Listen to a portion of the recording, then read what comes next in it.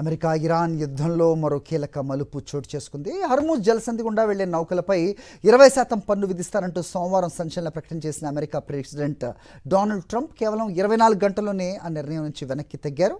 Gulf దేశాల నేతల నుంచి వచ్చిన ఒత్తిడి, భారీ పెట్టుబడుల ప్రతిపాదన నేపథ్యంలో ఆయన పన్నుల ప్రణాళికను ఉపసంహరించుకున్నారు. అయితే ఇరాన్ రేవులపై ఈ నేవల్ బ్లాకేడ్ ఏదైతే ఉంటుందో, నావికాదళ దిగ్బంధనం, క్షిపణి దాడులు ఈ రెండు మాత్రం యథావిధిగా కొనసాగుతున్నాయి.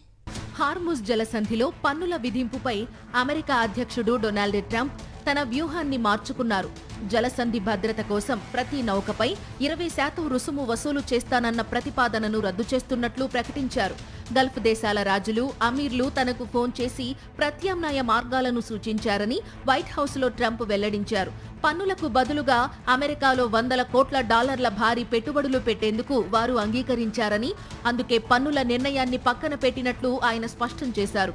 అంతర్జాతీయ జలాల్లో ఎవరూ పన్నులు వసూలు చేయకూడదన్నదే తన ఉద్దేశమని ట్రంప్ పేర్కొనడం గమనార్హం. పన్నుల ప్రతిపాదనను ఉపసంహరించుకున్నప్పటికీ ఇరాన్ రేవులపై నావికాదళ దిగ్బంధనాన్ని అమెరికా సైన్యం మంగళవారం సాయంత్రం 4 గంటల నుండి అధికారికంగా పునరుద్ధరించింది. పశ్చిమాసియా అంతటా 20కి పైగా అమెరికా యుద్ధ నౌకలు, వందలాది సైనిక విమానాలు పూర్తి నిఘాలో ఉన్నట్లు అమెరికా సెంట్రల్ కమాండ్ ప్రకటించింది.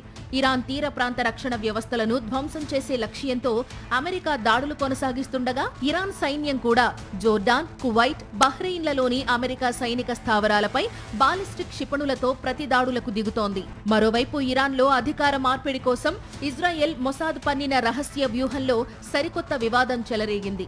యుద్ధం తరువాత ఇరాన్ మాజీ అధ్యక్షుడు మహ్మూద్ అహ్మదీనెజాద్ ను కొత్త పాలకుడిగా కూర్చోబెట్టేందుకు ఇజ్రాయెల్ ఏజెంట్లు ఆయనతో సంబంధాలు నడిపారంటూ వచ్చిన వార్తలను అహ్మదీనెజాద్ కార్యాలయం తీవ్రంగా ఖండించింది. ఇదంతా హాలీవుడ్ తరహా కల్పిత కథనమని, ఇరాన్ ప్రజల్లో గందరగోళం సృష్టించడానికి అమెరికా మీడియా చేస్తున్న మానసిక యుద్ధంలో భాగమేనని వారు మండిపడ్డారు. ప్రస్తుతం అహ్మదీనెజాద్ ఇరాన్ రివల్యూషనరీ గార్డ్స్ నిఘాలో ఉన్నట్లు సమాచారం.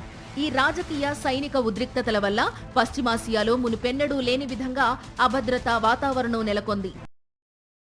మరిన్ని అప్డేట్స్ కోసం ఛానల్ను సబ్స్క్రైబ్ చేయండి. నోటిఫికేషన్స్ కోసం బెల్ ఐకాన్ పై క్లిక్ చేయండి.